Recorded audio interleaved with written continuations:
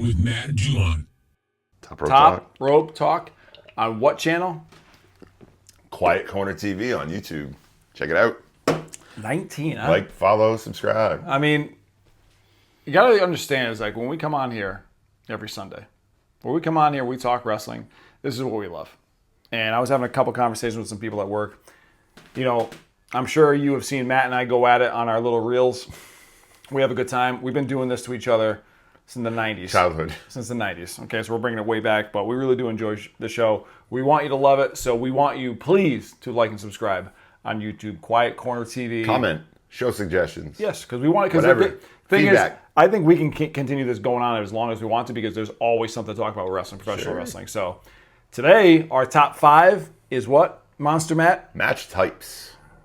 Top 5 match types. Match types, and this is going to be a good one because Matt and I were giving some quick little discussion before. He didn't say a word to me. I told him what my top 5 was, and he didn't say, this is going to be interesting. I did say we're very varied, because we are. I think our number 1 is the same. That's the same. But I'm going to start off. Now, when we talk about match types, we're talking about, I'm going to throw some stuff out there. Ladder match, Money in the Bank match, novelty matches, Hell in the Cell. You know what I'm saying. Stuff like that. So my number 5 is because I'm an 80s baby, and back in the 80s it was big. It's not very big right now, but lumberjack matches. I love the fact where it was like, my favorite, which I remember, was Hogan and DiBiase after DiBiase bought the title from Andre. And the lumberjacks were great. You had the Killer Bees, you had the Koloffs. It was phenomenal, but it was fun. Always the balance between good and evil. Good and Always, evil. They weren't stacking the deck one way or the other. No, that's why I liked it. I would like to see that match brought back. Then there was always the interaction with the guys on the floor because it was heels and faces. Faces at the same time, so it was good. So that's my number 5. It's simple, lumberjack match, because we grew up on it and it was actually fun because you just never knew what was going to happen in that match. I'm not mad at it. I dig it. What do you got for your 5? My number 5, I'm going to fast forward a few years, a little smaller, less notoriety. ECW three-way dance. Because they would do 3-man matches. Yeah. But it was more elimination style. Okay. One guy gets pinned, he's out. Now the last 2 still go until one man's left. I do like... I hate first pinfall or submission or whatever gets the victory. That's kind of stupid. Third guy doesn't even have to be involved and he just got fucked. And they say it all the time and the announcers like the champion... The huge disadvantage. Yeah, because you wrote it stupid. Right. Heyman figured out a better way to do it. I love it. And that's an old DC. That's why ECW was good. It was innovative. They had a lot of shit that everyone else wasn't doing. Yeah, but then they took from them. Yeah, we know that already. So that's my number 5. I like it. My number 4, not to be confused with the 4 Horsemen. I'm going this exact way. The old school blue steel cage matches. WWF. Yep. And I know in... Hogan Bundy, probably the most prominent. Hogan Bundy and... Bossman, too. Bossman, Orndorff. Good call. The thing is that, but the difference I'll say between, if you look at the NWA at the time, their matches, their steel cage matches where you could win submission, anything in the ring. I got something on me, that's why you don't mind me. But their matches were still a match inside the ring. Listen, we saw some bloodbaths. Ronnie Garvin, Ric Flair, Tully Blanchard, Magnum TA. We're bringing up some good stuff right there. See, this is what I'm talking about, like we get our wrestling knowledge. But what I liked about the WWF style big blue cage was the fact that you either had to go through the door or out the top. That was it. No pinfall, no submission. That was fun back in the late 80s. Again, NWA had the real steel cage matches, which you kind of be like, oh my God, these guys are going to die. But for me, and I was going to say, we've talked about our channels. Like at my house, I didn't have TBS. So it was just whatever the WWF. You knew what you saw. You knew what we saw, right? So that's my number 4, the old school big blue steel cage match. I love that you kept making the comparison because my number 4 is a cage match made popular by the NWA. Fucking War Games. 2 rings, 1 cage, put a lid on it. That's what I was going to say, but you got to put the lid on it. The lid, the old school, not the gentrified WWE version we have now. Yeah. I want the lid, 1 way in, 1 way out. And you didn't win by leaving. You made one of the guys on the other team tap or you pinned him. Right. That was it. While all the guys were in there at the same time. once all the guys got in there. Like War Games. Normally 5-on-5, as you mentioned the Horsemen earlier. JJ got involved in a couple early on. Yeah, absolutely. Unfortunately for him. Oh, but 5-on-5. Didn't he separate his shoulder in one of those matches? He took a fucking bump? Sure did. Took the Doomsday device from the Road Warriors and dislocated his shoulder. Didn't fall the right way. Yeah, exactly. Ask Henry Godwin about that. Oh, goodness, I know. I like that, honestly. I'm glad we're on the same because, like, it's crazy where there's a couple spots. I think Luger or Sting would just press them and just bam into the cage. Dr. Death was the first one I saw do it back in like '88. Just picked, I think it was one of the Freebirds. It might have been Jimmy Jam. Right into the and just started pressing him into the fence. And it just looked so impressive because Dr. Death was a fucking badass. And here he is just mashing a human being into the roof of the cage they're standing in. Listen, I like this. So at least we're on the same page with the cages. And like I said, like the submission idea was cool too. I remember 87 or 88, the Road Warriors were on Dusty's team, the Freebirds were on the other side, and at the end, Road Warrior Hawk grabbed Jimmy Jam like he was going to do like the old sit-down reverse neck breaker, like Rude Awakening style, but he never sat, and he literally just held him there.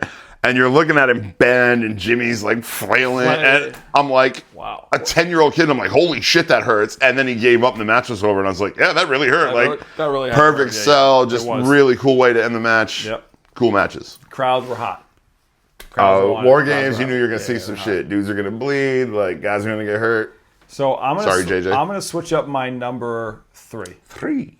Okay. My number 3 is another old school match, which I know there's not a lot of talent that can do it. Best 2 out of 3 falls. I switched from 2 to 3. This was my number 2. I went this number 3. So 2 out of 3 falls. Old school, because you want to see a Ric Flair, Ricky the Dragon Steamboat. You want to see Bret Hart, Shawn Michaels. Honestly, you want to see Brock Lesnar and Kurt Angle. There's not many people. You know what? I'm going to throw Eddie Guerrero in there because he could go. Of course. Of course he could go. But that's my number 3. Nowadays, we don't see much because we kind of know what's going to happen. All right, the first guy gets the first pinball. You could, it's quick.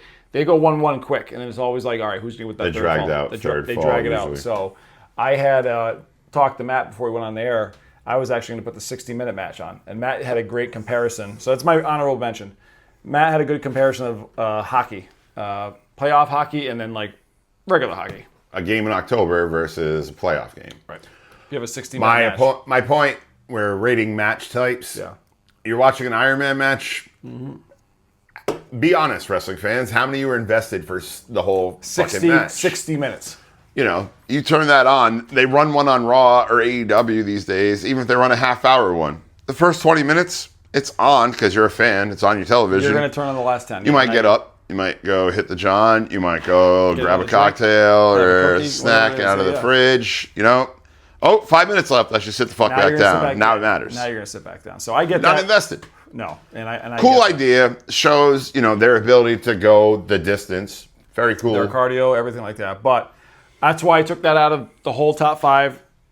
And really why I like 2 out of 3 falls, because there has been some great rivalries that have gone the match. All right, this is going to be the blow-off match, 2 out of 3 falls. Excuse me. Again, Bret Hart, Shawn Michaels at WrestleMania. Phenomenal finish. Really good match. It went 60 minutes, over 60, into overtime, as we say, when he hit some sweet chin music. Sudden death. And we win. So that's my number 3, because as Matt and I both are, we're wrestling fans. We like the pizzazz, this and that, but actual wrestling, we love it. So that's my number 3. My number 3, a little newer here in the United States. It's been going on in Japan for the better part of a quarter century. I'm a deathmatch guy. I love the violence. I loved ECW when I was a kid growing up. I started watching that about the same time. Tape trading became a thing. I started getting into the Japanese stuff. I started watching some of the stuff they did, and I'm just like, it's a whole nother level. Like, it's literally... it's hard to explain. It's cringing when you watch it. It's really something you need to experience in person at least once to really get the gist of it. Because, you can watch a spot here and there on an Instagram reel and you'd be like, holy shit, that's fucking nuts. Yeah. You go to a show, it's a couple hours of this stuff. And like a couple weeks ago, I went, shout out GCW, Game Changer Wrestling. I went to Tournament of Survival in Atlantic City. 3.5 fucking hours. And like Tournament of Survival. Yeah. So the dudes that went in the final, that was their 3rd match of the night. I mean, they come up, like, they're walking back out from the apron and they're still busted up because you can't heal up that quickly. No. It's fucking, at best, 40 minutes since the last time you were in the ring. Yeah, that's a tough one. And shout out to them because they're doing it for pennies on the dollar of what your TV stars and pro wrestling are making these days. They're doing it out of the love of wrestling to hopefully get moved up. And yeah, you know, like it's still a living. Like a lot of them are still making a pretty decent paycheck. Yeah. But and it's what they love. Shout out to them. I like that. That's my number 3. My number 2, I'm going old school, back in the mid 80s, late to 80s, an actual Survivor Series match. 5-on-5 elimination. The old school teams. Old school teams. It was fun. P.S. WWE. Bring that shit back. Bring it back. We don't want the Survivor Series to be your one-on-one matches. We want teams. We want build-up because guess what? There were some great matches. You didn't need story. No. You could get the right group of guys together on both sides of the aisle. That could have had a rivalry at some point during the year. A couple of them had ongoing rivalries, and it made for better interactions during the match. Yes. They were fucking cool. You think about this, like it really brought Hogan Andre on their team. Hogan was defeated by Andre. You know, and it's one of those things where did Hogan win at WrestleMania? Yeah, he did. But then it made that question, like, I think Andre could beat Hogan. So it brought a lot of things into that match. I always bring that, I mean, I'm, again, born and bred in the 80s, so I watch these things. Matt has too. But it brought a lot of, like, who's going to win this match? Who's going to be the sole survivor? And it was actually cool when someone you never thought was, he's a sole survivor. Cool. So it was the unpredictability of the actual Survivor Series matches. That's why I loved it. That's my number 2. Tremendous. I'm going with it. What's your number 2 there, Chief? My number 2, and I'm going to explain the difference very carefully, is an I Quit match versus a last man standing match. Okay. I prefer the I Quit. You're not gimmicking the guy having a mic in his face and having to say I quit on camera. Yeah. Last man standing, they figured out a couple ways to screw a guy out of a match because they set a forklift pallet on top of the Big Show so he can't get up, right? Yeah. Silly shit. Right. But to humble the man enough to where the microphone is in his face in front of the crowd on that camera, and he's got to say I quit. That means you beat him enough. Yeah. And the really good I Quit matches were some of the best matches I ever saw. Flair and Funk was one of my That was Flair and Funk. I was about to say it, obviously. I'm the biggest Flair mark. The fact maybe going. And honestly, SummerSlam 2006, it was Flair and McFoley. And Melina made him quit. When I was there in Boston, Flair and Foley were going at it. They had a rivalry because Flair just called. Flair's eating the thumbtacks. Flair's doing all of it. But Flair was calling. He was calling McFoley a bona fide stuntman. That's all he was. He wasn't a wrestler. He sacrificed his body for the business. That's what Mick would always say. But Flair's like, now you're making us do all this stupid shit, which Flair didn't believe wrestling. But it made for a great storyline. So that was one of my favorite I Quit matches too. Honestly, and one of the most brutal ones, Mick Foley and I should say Mankind and The Rock. You watched that on, what was that special? Beyond the Mat. Beyond the Mat, when you saw that fucking gouge in his head. That's hard way shot. That's not blading. That's taking a fucking chair to the head. And then literally when he's walking around later, he goes, hey, Rock, you kind of laid it on me a couple times extra. Foley was next level all the way around. Literally, and literally watching that video, I felt bad for his wife and his kids. I'm like, what are they doing sitting there?